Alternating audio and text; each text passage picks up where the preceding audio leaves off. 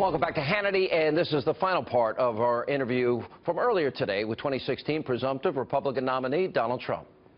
You gave a speech in Maine, and you said elites created globalization, and the average citizen has suffered. You said the trade deficit, $746 billion last year. I noticed that some of the analysis says that you are a protectionist. You dispute that by saying, no, I want free trade, but I want fair trade. What is the difference? Yeah. I want to make good deals for the United States. Very simple. You know, somebody said, what's your trade policy? I said, I want to make good deals for the United States. I know all about fair trade, about free trade. I know I can name 9 other names that we have for trade. I want to make good deals for the people of this country. I want to bring back our jobs. I want to bring back our wealth. Our wealth is being sapped. We will owe $21 trillion as a nation. We have massive deficits. We have tremendous trade deficits with nations. I mean, China is over $500 billion. We have massive trade deficits with these nations. And all I want to do is take these bad trade deals and make them good. And then I get hit, even from my side, that, you know, what is wrong with saying we have a bad deal with China? I want to make it a good deal. I'm not saying I don't want to trade with them. I want to make it a good deal. I will make it a good deal. And people are sort of saying, like, oh, that's a terrible thing to say. I am a free trader, you know that. But to have free trade, we need smart people. We don't have smart people negotiating our deals. We don't have smart leadership. We have political hacks negotiating the biggest deals in the world. These trade deals are bigger than company deals, bigger than anything. And all I'm saying is I want to make great trade deals. I don't want to make bad ones like we have right now.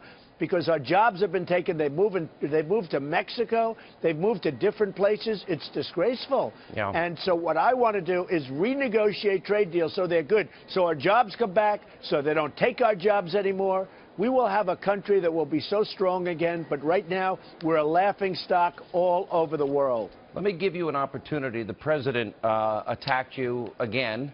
And claimed that you were xenophobic and that you're appealing to nativism, and he even went on to say funny-looking people. Let me play it for you, give you a chance to respond. Now, somebody else who has never shown any regard for workers, has never fought on behalf of social justice issues or making sure that poor kids are getting a decent shot at life or have health care, in fact, have worked against economic opportunity for workers and ordinary people. They don't suddenly become a populist because they say something controversial in order to win votes. It's not the measure of populism. That's nativism or xenophobia, or worse, or it's just cynicism. What is absolutely true is that the ability to tap into a fear that people may have about losing control and to offer some sort of vague nostalgic feelings about how we'll make Britain great again, or we'll make America great again, and the subtext for that is somehow that a bunch of foreigners and funny-looking people are coming in here and changing the basic character of the nation.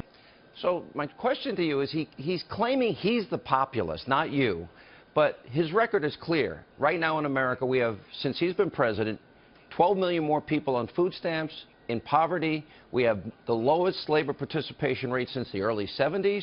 He's doubled the national debt. He said $9 trillion was irresponsible and unpatriotic. 1 in 5 American families don't have a single member of their family in the workforce. When you look at that abysmal record, Americans are suffering under his economic policies. Then he tries to attack you with those words. What's your answer to him? So, Sean, I've created tens of thousands of jobs throughout my career, tens of thousands, and so many people so happy. They love Donald Trump. I mean, you know, their education for their family and health care for their families, and they were able to afford all of this. So I've created tens of thousands of jobs. If I ever used the word funny-looking people or whatever the phrase he used, it would be a headline all over the world. With him, nobody even mentions it, you know, working with funny-looking people or they come into the country. If I ever said that, I will tell you, it would be headlines all over the world. With him, I saw him say that. I said, oh, that's a bad term in a world of political correctness, which is ridiculous in itself. And nobody even mentioned that. Look, we are going to make America strong again. We're going to bring back our jobs. We're going to bring back our wealth. We're going to pay down debt. We're going to get rid of our deficit, or largely get rid of it, but ultimately get rid of it. And we are going to have a strong country again. Our military is totally depleted. We're using parts for airplanes. We're using parts for our jet fighters that come out of airplane graveyards and museums because the planes are so old. And we're not going to have that anymore. We're going to have great equipment. We're going to have a strong military again. Our military is so depleted. That's all everybody's talking about that's in the military services. We're going to make our country strong again, rich again. We're going to make our country great again. All right, Mr. Trump, as always, thank you for being with us. Appreciate your time.